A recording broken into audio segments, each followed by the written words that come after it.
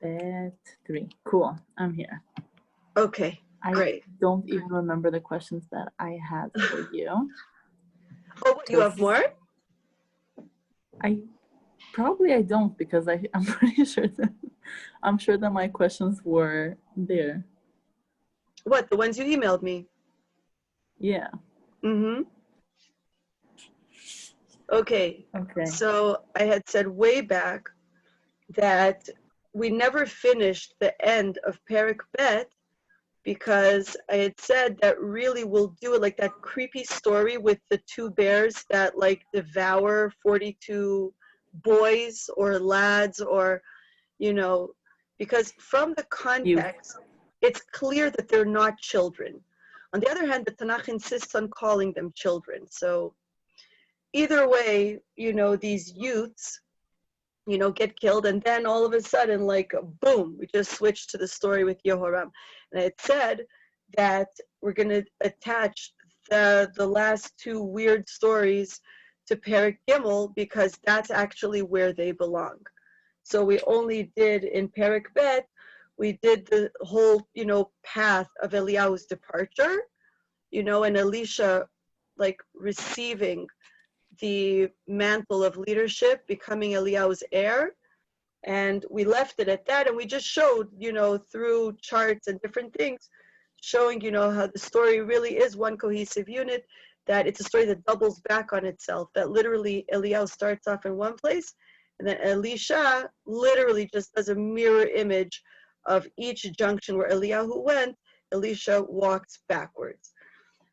So part of what the clue that a story is one organic unit is a literary device that is found tons in the Tanakh. In Latin, it's called inclusio. In Hebrew, it's called misgeret ma'atefet. In English, I guess it would be called framework structure, not envelope structure, or frame structure, where basically a story opens with a certain rare word, and then it ends with that same weird word. And often that's to show, like, you know, where the story ends and where it begins and where it ends. The other reason is if the author wants to convey closure, that, you know, the story came full circle, then he shows, you know, like, okay, it started with this detail, and then that detail was completed. Like, the story goes through its ups and downs, but then there's completion. One of the classic examples of that is in Parashat Lech Lecha, right? Avram Avinu gets to Eretz Yisrael, and he gets there, and boom, what happens? There's a famine. So what is the famine described as? Vayihi ra'av kaved ba'aretz.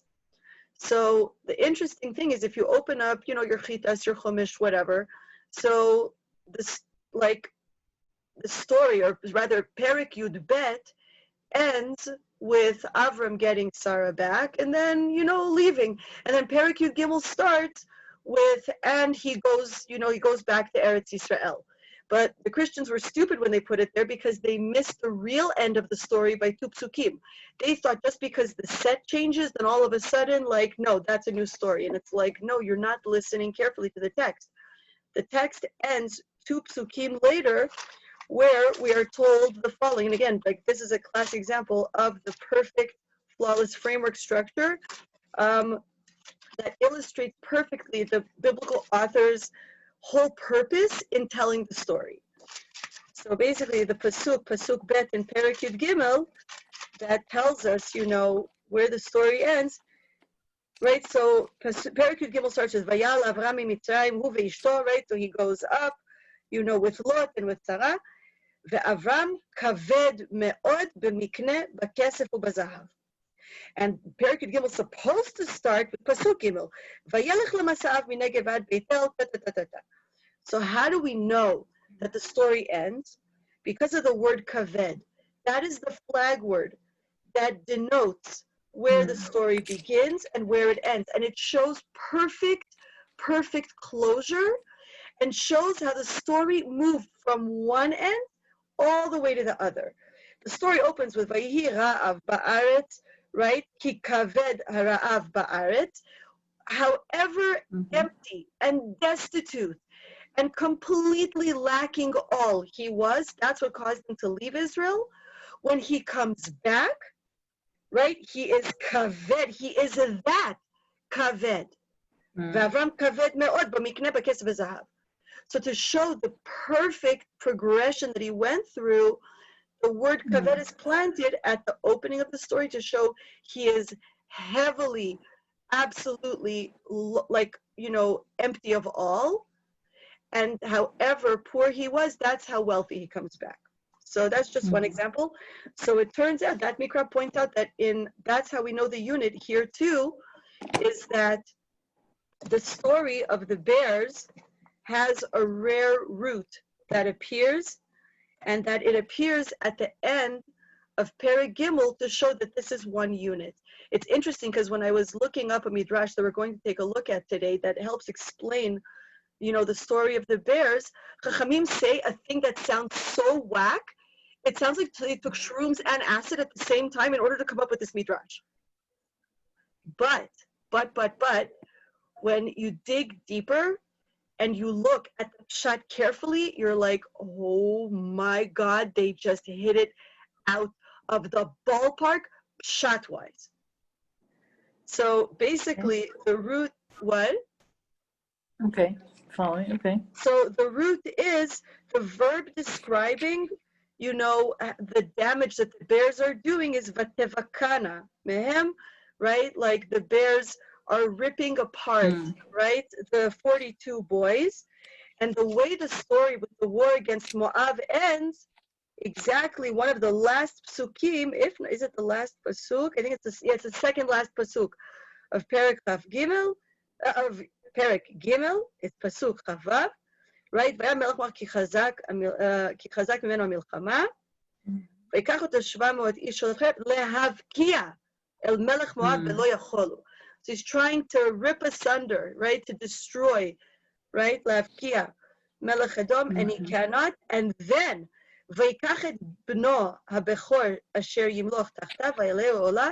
So once again, you have a child who's being sacrificed at the end, and we see the story comes perfect full closure, and we'll go into it. So the Gemara, in its typical Twitter form, it's like, if you don't know what we're referring to, you're stupid. Like, what do you mean? It's so obvious. So they literally just give you the major dots, and you're like, oh, please put them together. But basically, you have all the information you need in that whacked out medrash. So whatever, we'll get to it. But basically, just al pi pshat, the flag word that delineates where the story begins and where the story ends is the root bet kuf ayin, to rip apart. Okay, and again, in the context of children of tension, war, okay. So in one case it's bears, in one case it's this Melech Moav. We'll get into it. Okay, so that's one thing to note. And we're gonna go through the stories because there's basically two stories that precede the story of Yehoram's career, and specifically the war with Moav. And these stories are literally part of the reason why this story of the war with Moav is even recorded. Because basically what Rashi tells us is that the next bunch of stories, like we're gonna get to Perek Daled next week, and it's just gonna be like, what just happened? Like, I don't understand.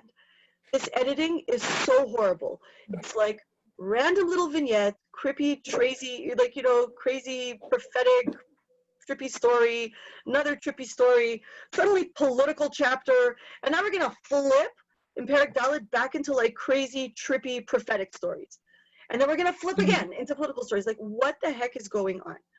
So Rashi says the common denominator among these stories that were selected to be told, and we know from archaeological evidence, there are so many more stories that we know happened at this time that were not recorded.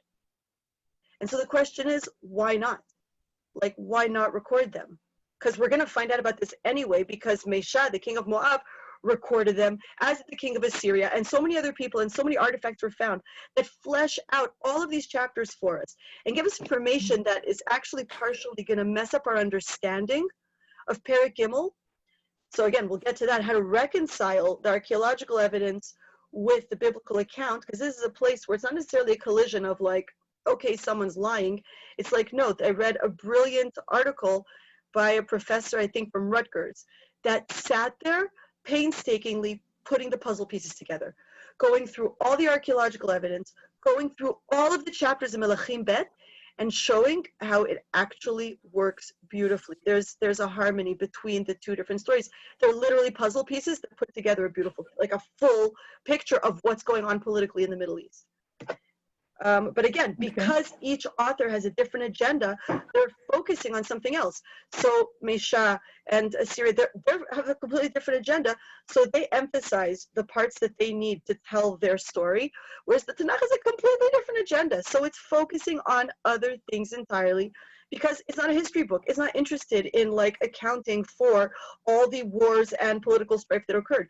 The political events are only vehicles to teach theological messages. And this is why, that's part of the message of why the stories keep ping-ponging back and forth between trippy prophetic stories, political stories. Because from Yirmiyahu's perspective, he's like, people, do you understand there's no difference? There's no difference. Every single story that I'm going to bring, yeah, I know that there's more political stories. I've seen those steles and those wall reliefs too. But I'm only bringing the stories that help drive home the message about Elisha's career, and that's the tie that binds. And Rashi says a specific angle to teaching us about Elisha's career, and that is, he says, to show the fulfillment of the previous chapter of Eliyahu's promise, saying, you know, what do you request? You're requesting double my power. If you see me ascending to heaven, then you will receive it. Sure enough, we saw Elisha. He did see his Rebbe going up in the fiery chariot. So now, from that moment on, after he splits the Jordan and enters Israel again, and he's starting his journey, basically every story that's quoted is to show the point by point by point by point fulfillment of him receiving double the power of Eliyahu. And as Rashi says, quoting Rabbi Yossi Aglili, that he says, Eliyahu was able to do 8 major miracles in his lifetime. And he said over the next several chapters, we're going to see Elisha do 16. So, so even the order of the stories is going to feel so random and so disjointed. But when we zoom out and we even rewind and go back to Perek Yud Zayin and Melachim Aleph and Perek Yud Chet, we'll be like, okay, get it. It's like basically echoing, for the most part, exactly how the Eliyahu miracles happened. And it's just they're quoted in this order. A, because sometimes they really did happen at that point in history. But B, Eliyahu is now walking through the challenge of starting to break in his Rebbe sandals. And part of the main message of the first 2 stories is how hard that is. That when you are handed the task of filling in your Rebbe's shoes, and you can even be critical and think, you know what, I would have done that so differently. I think he really messed up there. And it's like, okay, so let's see you master this. And then in real time, it's like, oh crap, I also messed up in my own way. So basically, that is the macro level explanation of the tie that binds all of the stories that we're going to be experiencing. So instead of just reaching a story and just feeling like we're smacking our head against the wall, like everything is random, we're always going to come back to that, okay, the idea behind it is Elisha's growth as a leader and him setting up his career, and specifically as the, like, you know, reflecting Eliyahu's career and trying to rectify that. Again, not effortlessly, because while I was writing this, you know, all of a sudden I was like, wow, there's no ways in prophecy.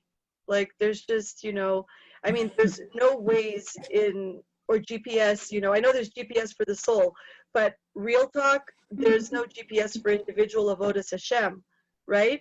There's nobody that can guide you, like, as in spoon feed you. They can just tell you in general, but everybody has to find their inner voice. And again, that's also why 2 Nevi'im can't prophesy in an identical manner, because it's completely individual. But how much more so, there's no ways for prophecy and for prophetic leadership. Sorry, the question? No, for now I am good. I have something sort of like irrelevant. I am trying to look at sorry, By the way, at if you don't Divrei want to Yamim. speak because your throat hurts, you can always just type in the chat. It's okay. Just I'm looking at FYI. Divrei Yamim. I'm just curious of like how all these stories are presented there. What's presented where? These stories in Divrei Yamim. I literally have been avoiding even going there unless necessary because, again, that literally could be a 2-hour shir in and of itself.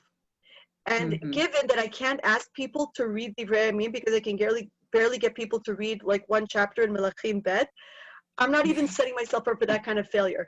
Without people reading Divrei Yamim chapters or chapter, depending on the unit, it's pointless. It's pointless for me even to start throwing psukim around without people having a clear context of like what I'm even talking about. Okay.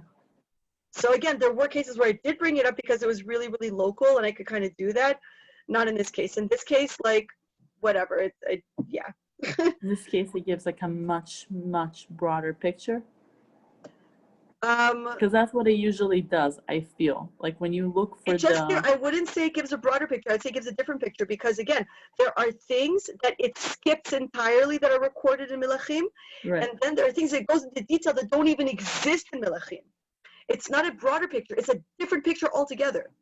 Sometimes it's broader. That's true. There are isolated cases, like we saw, where it fleshes in certain details, but tachlis, I would say for the most part, is that either it skips stuff that's in Melachim, or it has stories that we didn't even know existed because it didn't appear in Melachim, or in Shmuel, or whatever.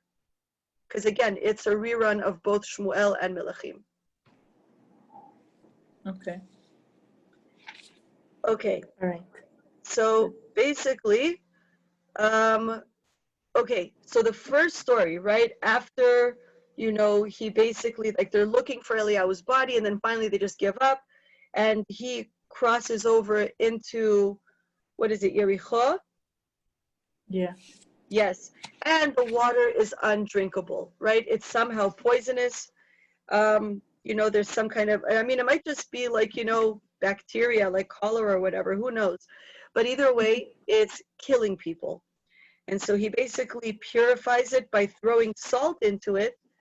And so that has a multiple purpose. How did Eliyahu appear on the scene, right, in Perek Yud Zayin, Poof?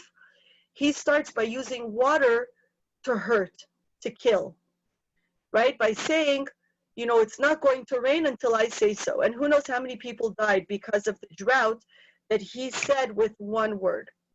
And so Elisha starts off by using water to give life. That here there is water, but that it's lethal water. And he starts by healing it, right? Kwamar Hashem ripiti lamaim. That he's literally trying to just be a healing factor. So, but it's interesting because he's using salt, something that you think would worsen the water, but it's actually improving it. Like just like Moshe Rabbeinu, right? When they got to the bitter waters after they crossed the sea, the Yam Suf, so he throws a tree into the water and that sweetens it, which you would think like wood is going to wreck the flavor or wreck it somehow, and it improves it. So basically with Elisha, in the very, very first thing he does, he's saying, I know Eliyahu was out to like educate you guys through gvuros, through punishments, and again, water is almost always a symbol of chesed, right? And so he's saying, what?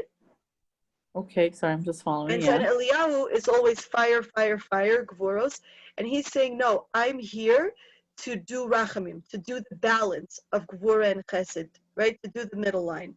So he's taking salt and he's saying, no, I'm here to sweeten that, to give everyone water, to get you guys mercy.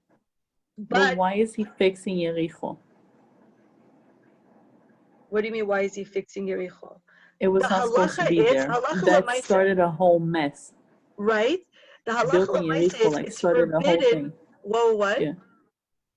Starting to build Yericho started a whole mess. Right? Like that's what triggered this whole sequence of events. Right. So why? No problem. Why not just let them die? Oh, so 1 second. Basically, the halacha l'maisa is that once, like, if Yericho is razed to the ground after the time of Yoshua, it is forbidden to rebuild it. However, we know that Chiel Beit Ha'eli completed it. People moved in it, like, so the halacha l'maaseh says once it's rebuilt, it is permitted to live there. So once Chiel rebuilt it, then there was a mitzvah to protect the people in there. Interesting. It is. It's a weird thing, right? Very Because you weird. would think that that's so counterintuitive. Like, don't do it. Okay, you paid for it with the blood of all your sons, and then that's fine. Like, then it's But okay. again, once a city in Eretz Yisrael is built and there are Jewish residents there, there's a sacredness to that. This is why Achab's father Omri, the Gemara says, like, even though he was a Rasha Merusha and he was like a horrible person, but Hashem rewarded him, mamish, because he built cities in Eretz Yisrael that were barren, like there were places in Israel, and because he built Eretz Yisrael, for that alone, he got like a major, major sachar. And it's like, really? Are you kidding? God is a Zionist? What the heck? Oh my gosh. So again, all the Rav Kutnikim love that Gemara. They're like, you see, those secular Zionists who founded the land, we can like be misager on them. But whatever, it's a little more complicated than that. But basically, yes, they have a source to lean on that. There is a value just in building the land. Just the land. Like, just take the theology out of it. Chazal talk about that, whatever, the land itself and having Jewish people live there is precious in Hashem's eyes. Okay. So, Vayirafu Amayim Ad Hayom Hazeh Kidvar Elisha Asher Diber. So, wow, he already proves this point that I also manipulate water just like my master Eliyahu, except that he does it, destructively, and I'm doing it constructively. But the problem is that it backfires a little bit. Yeah, and this is like, the problem where when people see, oh, this guy is chesed, oh, awesome, blank check, we can do whatever the heck we want. Okay. And they also start comparing, saying, oh, Mr. High and Mighty, you think you're Eliyahu, huh? Okay, all right. And so those 42 boys or more, right? Because it says the bears killed 42 of them. It means that there were more, most likely. But basically, the 42 that were making fun of him, so what they say to him is, Ale kereach, ale kereach. So that insult is a double dig. One, they're making fun of him for saying that he's like his master, saying, oh yeah, you can do an aliyah just like Eliyahu, Allah Hashamayma. You're also so high and mighty that you're able, let's see, let's see if you're going to be able to go a body and soul in a fiery chariot. You think you're on that level? And not only that, but the kereach is the additional dig saying you are nothing like Eliyahu. You're Mr. like a huge mane of hair. Exactly. Eliyahu is famous for, again, was he a Nazir, not a Nazir, I have no idea, but either way, he had, the long flowing, massive Jufro, and Elisha was, follicularly challenged. He was, nice and bald. And so so the boys were like, you're gonna go up like your master? Go on, Baldy, go on. So do we know from which city these boys are? So that is a great question. It says that they went out from Beitel. Vayal misham Beitel, vehu ole baderech unearim ktanim yatsu min ha'ir. So they're coming out of Beitel, which means that it's not clear if these are people that were raised in Avodah Zarah, because again, we know that Beitel was one of the places of the golden calf that Yeravam ben Nevat set up. So they could have been, they're messed up like Egel / Avodah Zarah / Yud-Kei Vav-Kei Judaism type people, or not, because again, at this point, everything is mishmashed. Or they could have been like straight up, Bnei Nevi'im, because again, remember that the groups of Nevi'im also left Beitel to say to Elisha, hey, did you also get the text that our master is leaving us today? And he's like, I know, shut up, I know, shut up, I know, shut up, right? So it's not so clear what these boys' agenda is. What we do know is that they are out to stick at Elisha, to say to him, we don't take you seriously, and don't even expect us to. Now the problem is that they're also saying we don't take Nevuah seriously now, because after Eliyahu's gone, you're a joke, and the whole thing is a joke. The whole thing is a sham. So basically he says, okay, so what is the proper educational tool. Like, I can't let this slide because they think that because I'm chesed, I'm a pushover. So no. So first of all, it's interesting because there's a very strange word that appears. It's completely unnecessary. Right? It says Vayifen acharav, so he looks over as they're like, taunting him. Vayirem. Vayikalem b'shem Hashem. So what do you have to look at them? Like, what did he see? First he looked at them, and only then he cursed them in the name of Hashem, which is also very strange.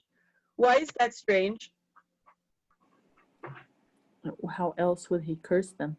Tell me, what other option makes more sense? The name of Yud Kei Vav Kei is him. What name? What?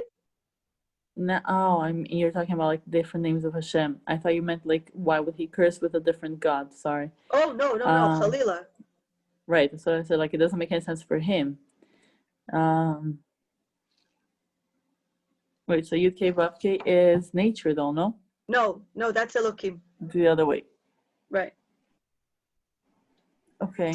So Yud Kei Vav Kei is Rachamim, whereas Elokim is Din, is nature, is 1 + 1 is always 2. Whereas with Yud Kei Vav Kei, 1 + 1 can be 12 sometimes. That's okay.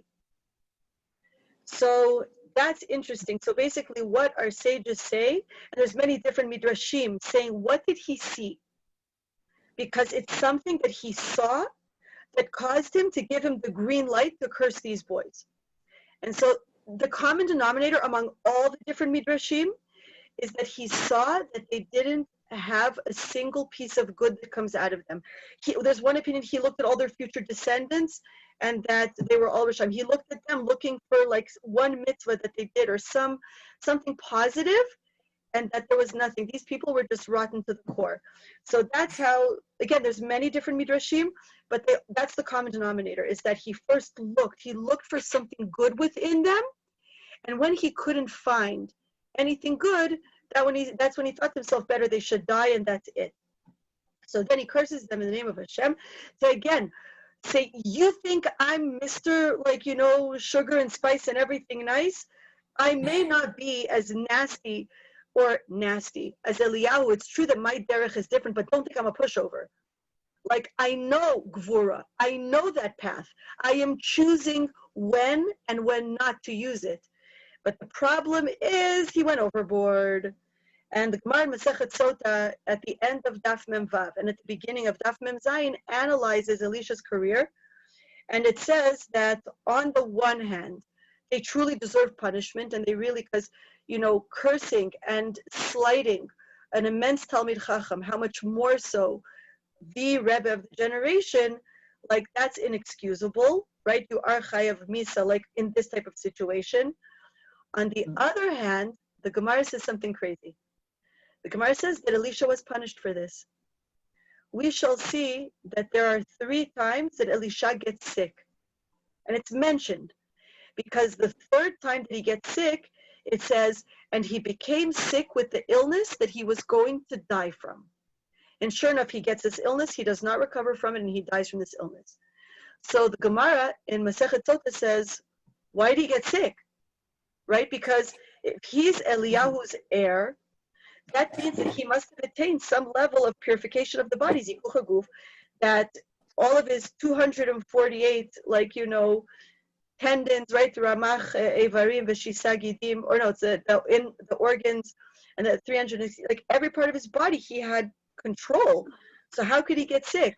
So again, with tzaddikim, there's direct consequences of where they're in spirituality, that part of the body reflects the malady. So basically the Gemara says that, because of the way he punished the boys, he merited to get illness that he suffered from. So Rashi explains this further on the Gemara. Rashi says that it's true that the boys deserve punishment, but where Elisha went overboard was that he caused them to be killed in a very, very disgraceful manner, where bears come out and maul them to death, and that means that their bodies got just completely wrecked, right? Like just, you know, that it was bizayon. Oh my God, help me, I've lost my English. Sarah, help. I really don't know what it is. Oh my goodness, like the opposite of honor, like disgrace, like their bodies were defiled, I guess I could say, right? That their bodies were ripped to shreds and just like mauled by these bears. And so, what? I said that I also like missed. I also don't know what it's called, bizayon. Like, So Rashi says that he really, just like Moshe Rabbeinu killed the Mitzri, he said Shema Meforash, and the Mitzri just dropped dead poof, and that's it, finished, you know, and Moshe buried him in the sand and Gamarnu. Or for example, there are other tzaddikim, all they had to do was look at somebody, like Rabbi Shimon Bar Yochai was able to do this. They just look at someone that disgraced them, and the person turned into a pile of bones on the spot. So basically, Rashi says that why did he have to cause a mita meshuna? Mita meshuna is a disgraceful, very strange, bizarre death where the body is defiled. And so that's considered like a very awful way of death. And because he caused them to have mita meshuna, so that's why, because he did not respect their body and didn't just let them die in an honorable manner, his own body, you know, had to suffer. That because he caused them to die a suffering death, then Hashem was like, oh, you don't appreciate the body, you don't appreciate human suffering? Okay, so midah keneged midah, now you're going to suffer a little bit until you understand and have a sensitivity. And again, it's not that God is being petty. It's simply that as a leader, it's even if it wasn't you, Sarah, I would still say this thing, because again, it's just, it lends itself so easily where people are like, oh, what is this tit for tat thing always happening? A leader, God has to be really, really stringent with the leaders, because callousness among a stam person is one thing. A leader cannot afford to be callous. According to Yiddishkeit, I'm not talking about everybody else. The Jewish standard for leadership is that, you know, if a Jew somewhere in Yechupit gets a paper cut, the Rebbe feels his own pinky hurting, right? And again, with the Lubavitch Rebbe and all the Rebbes of Chabad, like they were literally the paragons of this. I heard one of my boys told me that whenever a woman used to give birth within a certain radius in Brooklyn, the Rebbe, our Rebbe, couldn't sleep because he was in pain. And again, there are other stories. What? That's crazy. Right? And again, you know, it was just the Mittler Rebbe's yahrzeit, right? Exactly, and his birthday on Tet and Yud Kislev. And the famous story about him, that the Jew came before him to ask for advice on how to do Avodas Hashem in a specific issue he was struggling with. And, you know, the Rebbe's, all of a sudden, behind the door when the Yechidus was happening, the Mittler Rebbe's Gabbai heard a thud. He ripped open the door and saw the Mittler Rebbe lying on the floor unconscious. So he told the Jew to go home. And when he asked the Mittler Rebbe, what happened? Why did you faint? And he said, I'll tell you. He said, a Jew came to me and he told me his issue. And he said, you have to understand, the way I always give advice is, like he says, and this is why I always have to change my clothing after Yechidus, because my clothing is always full of sweat. And as Gabbai said, yeah, I always was wondering about that. Why is your clothing sopping wet? Like, what are you doing? Hauling grand pianos? Like, you're sitting with a Jew talking. What the heck? So the Rebbe says, you have to understand something. I go through a multi-level process to give a Jew advice. First, they listen. He goes, now, while I'm listening and the Jew's telling me his issue, in order to understand how to give him advice, I have to understand what his experience of the issue is. So he goes, I jump out of my own body into his body. I walk in his shoes and experience this issue the way he sees it, the way he lives and experiences this difficulty. And he says, and then once I've lived in his body and I know what it feels like for him, what the challenge is, then I jump back into my own body, and then I'm objective and I can give him advice, you know, on what you should do about it. Because again, I have the bird's eye view. I'm like looking from the outside, but I can't give him advice if I don't know what the challenge is for him. He goes, and this is exhausting. Now he says, what made me faint was a Jew came to me with a specific issue, and I'm listening and I'm sitting there trying to find, you know, where this issue is within myself. He said, because there's no such thing as an issue that a Jew has that I don't suffer from, that I don't have in my own way. He goes, and I'm searching and I'm searching And I'm searching, and I can't find this within myself. And he said, and then when I had the thought that there is a single Jew on the entire planet that I don't feel a direct connection to, he said, that made me pass out. Because it's inconceivable. It's completely, it doesn't begin. Like, what do you mean? What's wrong with me that I've allowed myself to get to this place where there's a Jew that I don't connect to? That's not possible. That's absolutely impossible as a Rebbe. He goes, and that's why I fainted. And so then the Rebbe like went back. He spent 3 days, you know, like really plumbing deep inside of himself, saying it can't be. If a Jew exists, I'm connected to him. So where is this issue within myself? Then he found it, and then he called the Jew back saying, okay, I figured it out. Sarah, do you know what the issue was? It's a famous, horrific horror story that we only tell the girls in seminary. In high school, they don't tell them what the issue was. No. The Jew told the Rebbe, the Mittler Rebbe, that he was a necrophiliac. You know what this is? Aye. A person that gets his kicks from dead bodies.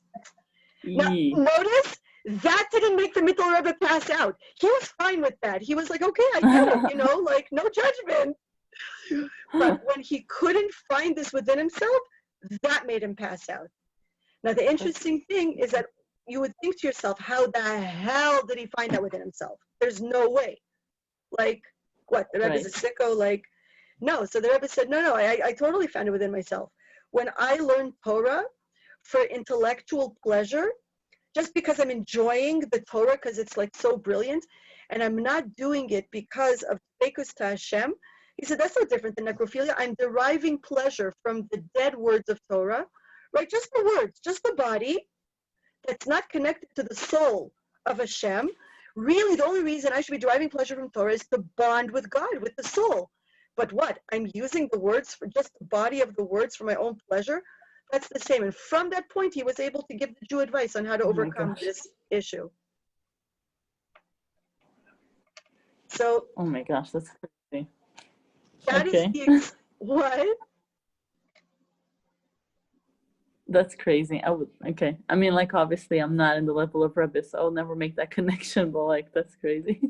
That's the beauty of being able to peel aside the layers and understand what's the difference between superficiality and, like what's just the klipa and what's the fruit, like, what's the garment and what's the body. Like, that's it. They don't get distracted by superficial things. They're like, no, there's an essential connection between me and the Jew. I just have to keep looking for it. So, Bekitzer, but you understand, like, Allah has kama v'kama, how much more so it's for a Navi and the nation, that there's no such thing as, like, a Navi just being able to say, yeah, forget them. If you're a Navi, so again, like, you have to have that connect. That's why Hashem has to say, I really have to walk you through this course where you develop your sensitivity to every single Jew. You can't just write people off. So that's why Elisha suffers the thing, like, after he destroys the boys via the bears. And again, why bears? I don't want to go there because I do want to get to the other things. But basically, again, it's a Kabbalistic Inyan. The part of why we know it's a Kabbalistic Inyan with the bears is because of the number 42 that appears. So we know that there are different names of Hashem that are parallel to different numerical values. So, like, for example, the Tetragrammaton, right? How many letters is that name? Like, the highest level name of Hashem, it's the 72-letter name. What's called Shem Ab, Ayin Bet, right? 72 in Gematria. There's also Ban, which is, again, the 52-letter name. So there's also Mem Bet, 42, which is also one of the names of Hashem, one of the manifestations. So again, I don't want to go there, but there's a very deep Kabbalistic Inyan in there. So moving right along. Then we get to our Just 1 second, just a quick question. Mm-hmm. Can we just give him a break because he was hurting? Whoa, what? Can we just give him a break because he was hurting? Elisha? He was like mourning. He was sad. He just watched this whole thing. Like, okay, he's a little bit sensitive, but, like, come on, who wouldn't be? We can give him a break. No? God can't give him a break. By the way, this is parallel to the Moshe hitting the rock story. Is that one of the interpretations about why Moshe hit the rock is that he's mourning his beloved sister Miriam, who he loved in a way that we see time and time again, that he just literally viewed her as the source of his life, which she was. He was conceived because of her. He was born because of her. He survived because of her. That's why when she gets saras, he comes screaming to God saying, I will do anything. Please let her live. Please just let her live. Please, Hashem, I live because of her. Please, she risked her life for me. Please just let her live. And not only that, right, because the story with Baya, but again, each time, like, so when she dies, he lost someone that was so precious to him. And one of the hints is, if you look carefully in the Pshat, what does he say to the Jewish people before he hits the rock? Shim'una ha-morim. Now, the interesting thing is that morim is written without a vav. So morim is spelled mem, resh, yud, mem, safit. Right. What is that a Freudian slip for? Yeah, Miriam. What's on his mind? Miriam. And he's saying, can't you just stop kvetching and let me mourn? Can't you just, like, let me mourn my beloved best friend, sister? Like, please. So that's one of the Perushim. So again, again, does Hashem give Moshe Rabbeinu a break there for hitting the rock? No. Exactly. Because when you're in that position, the rules of the game are different. The rules of the game are different. Okay. So. All right, moving on from 42. Okay, so then all of a sudden, the Tanakh, what? Moving on from 42 and bears. I cannot see the number 42 and not think of Douglas Adams. I don't know how you manage, so like, great. Literally every time I see a number 42, I'm like, hey, it's the answer to the universe, to the ultimate question. Niba velo yodea ma niba. He prophesied and he didn't know what he prophesied. No, because really it's a sacred number in Al-Pi Kabbalah. 45 and 42, because there's Shem Ma and there's Shem Ban and also Ma. Anyway. And Ab, and again, like, for example, wait. Ana Bekoach, that whole paragraph, I think that's the 45 letter name. Is that Ma or? Okay, I'm not going to go there. The point is, I know that whole thing is the gematria of one of the secret names. Like, that whole thing, that's with the Kabbalistic paragraph. Anyway, Bekitzur. So then Tanakh ADHD is out, and it, like, all of a sudden flips this whole political story with Mesha.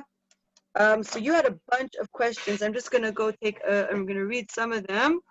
Hold on. Where are your questions? Here we go. So you asked, if your arm was also bad, why do you remove the pillar? Okay, fine. Okay. Hold on. Okay. So what we're told about Yehoram is that he's actually different than his brother Achaziah, which is really, really interesting. It seems like he got the message and he changed his policy. Whereas Achaziah said, my father and mother were nothing compared to what I'm going to do to all the prophets for Hashem. I'm going to make my mom's career, but like on steroids. I'm going to wipe out all you jerks, and I'm going to institute the Baal prophets, etc., etc., etc. And then we're told about Yehoram that he was like, it's really not worth it to mess with the Yud-Kei Vav-Kei prophets, because damn, they got skills. Ugh. Okay, so again, now then you ask the question, wait a second, so he removes the Baal altar, right? Vayaseret matzevat Baal asher asa aviv. But what was the only thing that he kept doing? Rak bechatot Yeroboam ben Nevat asher hechti et Yisrael davek velo sar mimeno. So why does he continue doing the averot of Yeroboam ben Nevat? So Rashi says very, very simply that all of the kings of Israel did this, right? For the same reason that Yeroboam ben Nevat. Why did Yeroboam ben Nevat set up the alternative temples, right, in Beit-El and in Dan? Because they couldn't get to Jerusalem. Like, he didn't want them to get to Jerusalem. Precisely. So again, he's like, look, I don't have to be a beep and encourage the Jewish people to do Avodah Zarah of Baal and Ashtoreth and all of the like whack stuff that my parents, got into. But like, I mean, I don't want them going to Jerusalem. And Rashi says, that וכן כל מלכי ישראל מדאגה שלא תשוב הממלכה לבית דוד אם יעלו לרגל. לכך עבדו את העגלים. So again, he just continues that because just politically it's pragmatic. But he's not trying to continue like Avodah Zarah and like, be nasty against Hashem. He's not like, he's like, I just want to play it safe. So I don't want to get burned by God. I also don't want to be naive. I know if I let the Jews go to Beit HaMikdash, I'm going to lose my power to Beit David, so it's just not worth it. So he's literally a paradigm pragmatist. Okay. Is Pasuk for starting a new chapter? Good question. Because again, you notice the tonal shift, right? Except that in this case, again, because of the inclusio of the Lehafkia and Vatibakana, so all of these stories within this framework are here to illustrate Elisha's growth. And even this political story is to show another angle of Elisha's career and growing into Eliyahu's sandals as the leader of the generation. Saying, okay, this is on a private level. Now we're going to see how he is with the kings, right? In the political arena, with Gentile kings and with the Jewish kings. So, where am I? Okay. So now you asked, why was Yoshaphat willing to go with Yoram but not with Achaziyahu? So again, I think that from the 3 psukim introducing Yoram's career, we already got that answer, is that he really learned from Achaziyahu's mistakes and he had a completely different policy.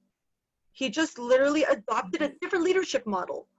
So Yoshaphat was like, oh, wait. You're not encouraging the Jewish people to like worship Baal and you're not executing all the Nevi'im from Eliyahu's academies?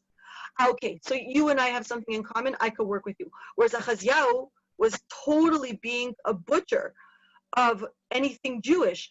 So then Yoshaphat was like, okay, no. I can't work with you. We have nothing in common. But then the question is, Elisha gets dragged into this, right?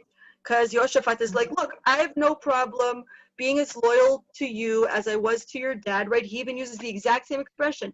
When, Yoram says to him, can you help me out with the war against Moav? Because Moav just rebelled against me and I need to show them who's boss. I need to grip my reins, but I really need some extra muscle power. Can you get my back? And he says exactly what he said to Achav back in the day. Kamoni kamocha, kami kamcha, kisuse kisusecha. Can literally turn to the previous parak with Achav, exact same words. So basically, and again, there's another repeat where he's like, okay, but we'll have to do it this way. And then Yoshaphat says, Ha'en po navi la'Hashem v'nitrasha et Hashem me'oto. Again, quote, verbatim. And then but here, Yoram knows the answer, and he says, oh yeah, there's totally someone legit, let's call Elisha.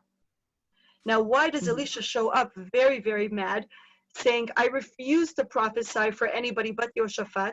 Who else is in the room asking for prophecy about whether or not to march to war? Who else was part of this coalition against Moav? I mean, Yehoram and Yoshaphat. But like one other king, Elisha has one other king that was actually one of the vassal states, like one of the servants of Mamlechet Yehuda.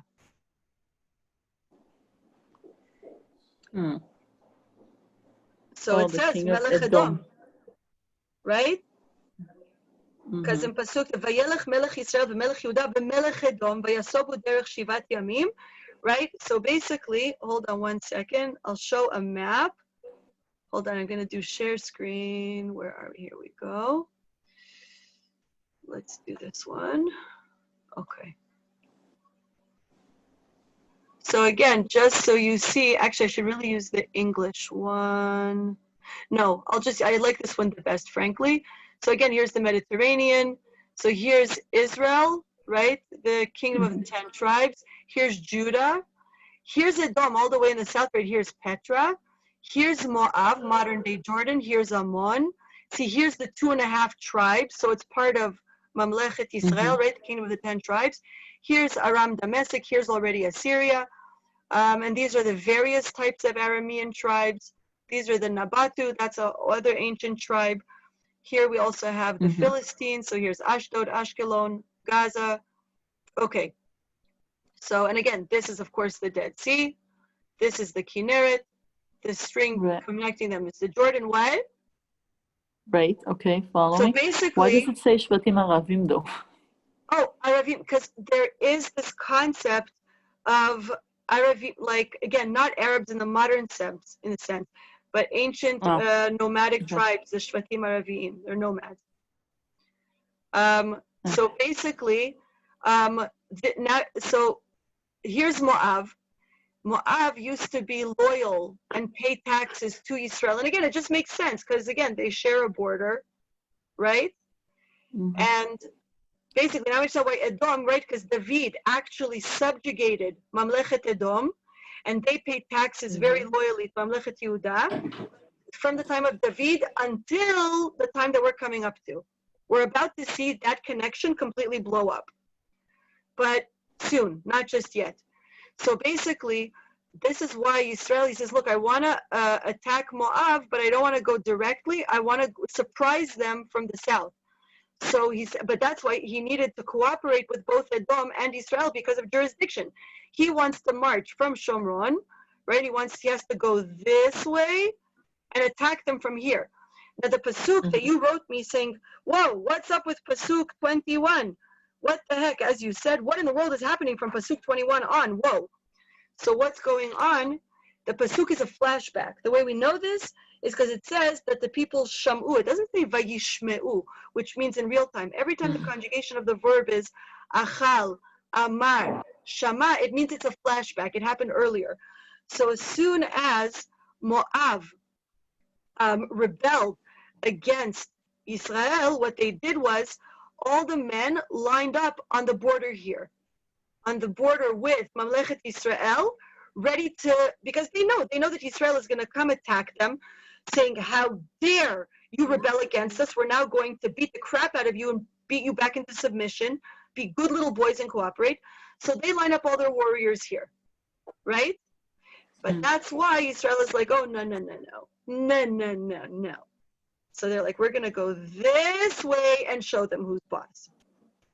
So this is why he needs the cooperation of these nations, because he has to pass through their territory. So he basically knows once he's got Yehoshaphat, he's got his in. Edom just goes along because they are good little patalach that listen to Yehuda. So basically, Elisha shows up, and you have Melech Edom there, and Melech Israel, and he says, these guys don't care about prophecy. They don't care about Yehoshaphat because of you, and you have real, Yirat Shamayim. Then I'm going to respect that, and I'm going to tell you what to do. What is the will of Hashem? Okay, does that answer the question?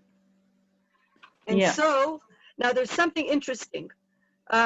Basically, when Elisha shows up, so he seems very disgruntled, seems very annoyed, and we know dogmatically that a person is not able to prophesy unless they're happy. If a person is sad, if a person is angry, if a person is in any state other than blissful happiness, the Shekhinah departs from him and he's not able to receive divine transmission. So that's why every single time a prophet receives prophecy, it means he's in some state of tranquility and joy, which when you think about some of the prophets, it actually is, it seems impossible. Yonah, Yirmiyahu, Moshe in certain cases. But that tells us something really interesting about their self-awareness and consciousness, about how they were able to be despite being in such difficult situations. So basically, because Elisha is angry about the state of the Jewish people and this whole, what he feels is an absurd situation, standing in front of Melech Edom waiting for like prophecy, who he feels that it's a joke, so he basically calls for a musician.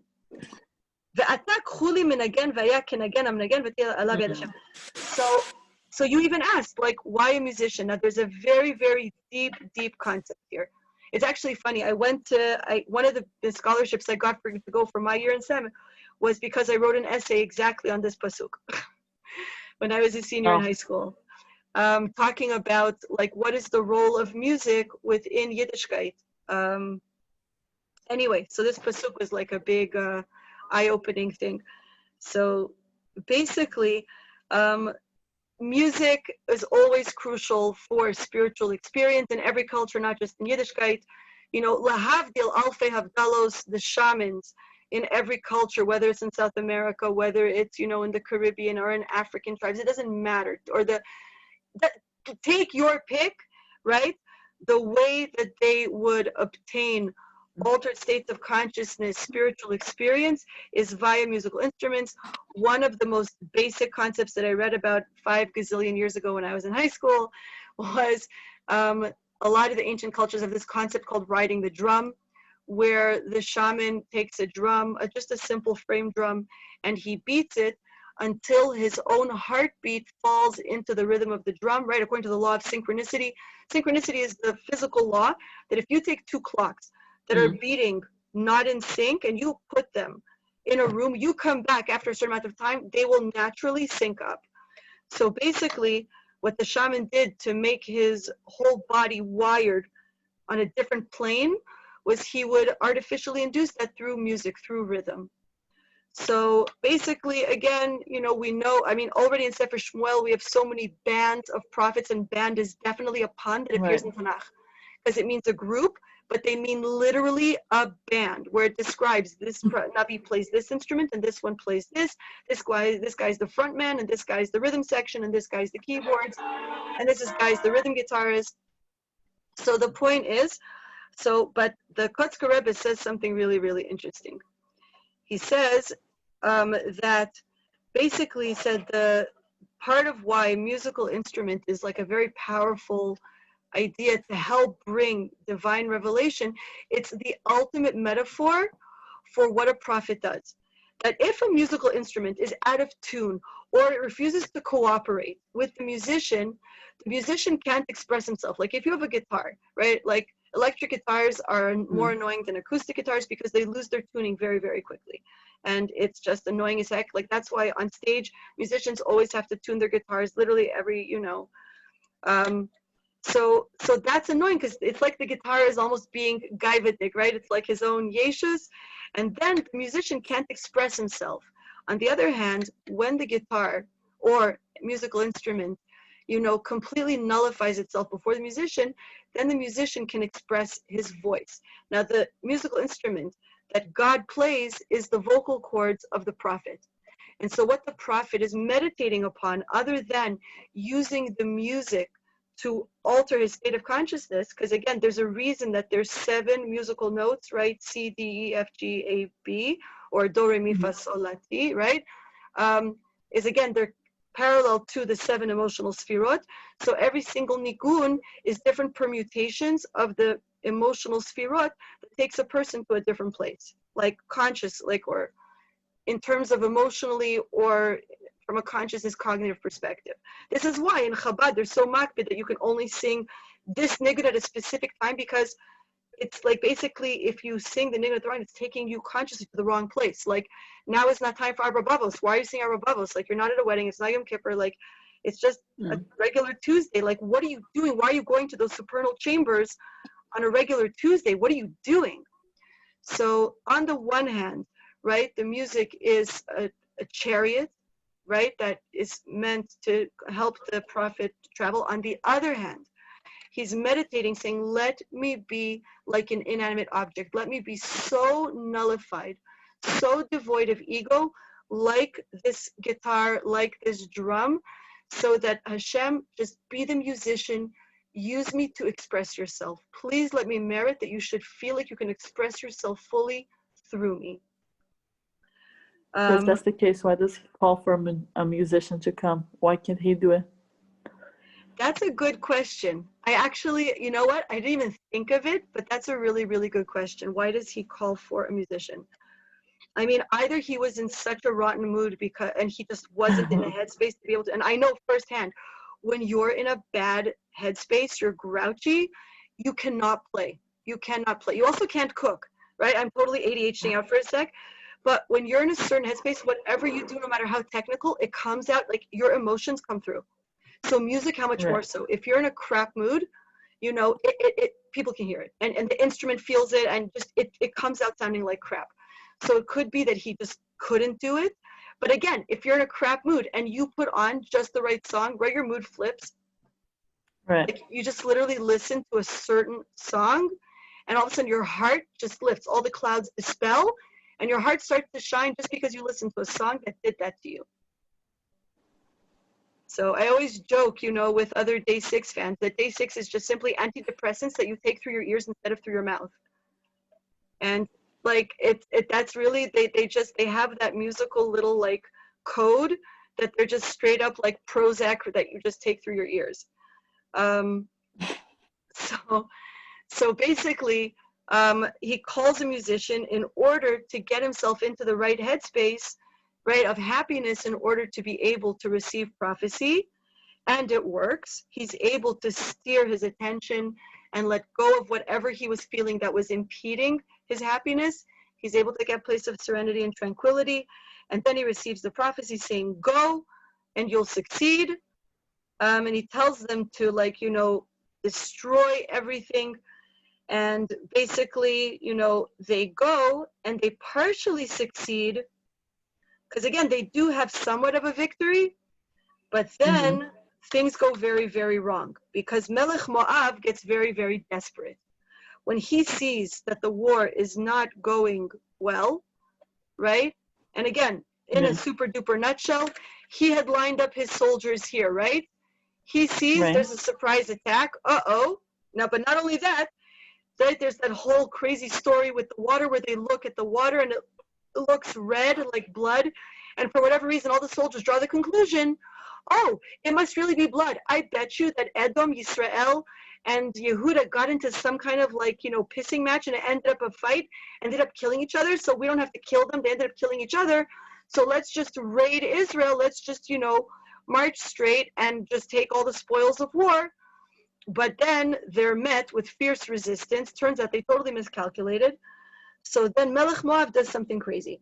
Now, there are examples of psukim in Tanakh that are called exquisite ambiguity, where a pasuk is written in a way that it is so vague that you could perfectly read it at least in 2 different directions. Many examples of that, specifically where you have pronouns mentioned and you don't know who the pronoun is referring to. So here the pasuk, ויקח את בנו הבכור אשר ימלוך תחתיו, ויעלה עולה על החומה, ויהי קצף גדול לישראל. So it talks about Melech Moav takes the son who will rule in his stead, and there's 2 kings mentioned in the previous pasuk, because Melech Moav is mentioned at Melech Edom, and you don't know which king took which son. There are literally different opinions. There's an opinion that Melech Moav took his own son. There's an opinion that he took the son of Melech Edom. There's opinions in every direction, because the Bno, Asher Yimloch Tachtav, it literally can be read, according to Hebrew grammar, in either direction. So we don't know whose son got shechted by whom, and for what purpose. And that's a huge machlokus in the Gemara and Sanhedrin.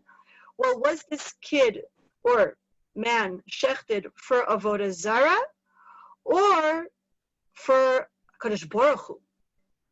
So time is running out. I actually want to take a look at that next time because it's a wider discussion. But basically, in here, the Tanakh does something very, very dirty to us. It hides really important details that we can't know. And so what we can do is start piecing together details from archaeological evidence, from other Nevi'im like Amos, and we'll take a look at it next time. I'm going to ask you guys to take a look at Sefer Amos.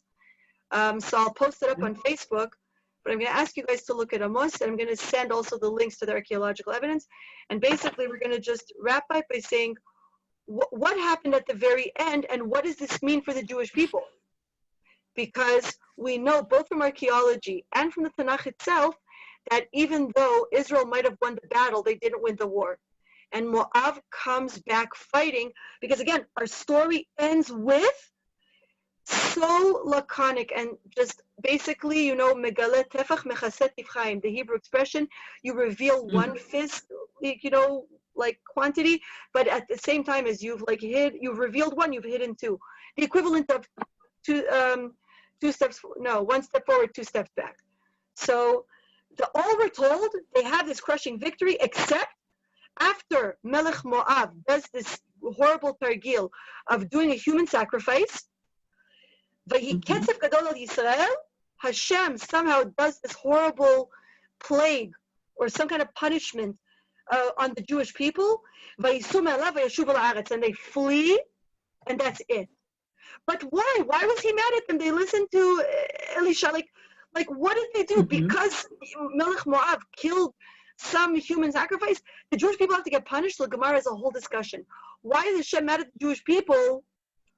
Because the king of Moab did human sacrifice. Ma kesher.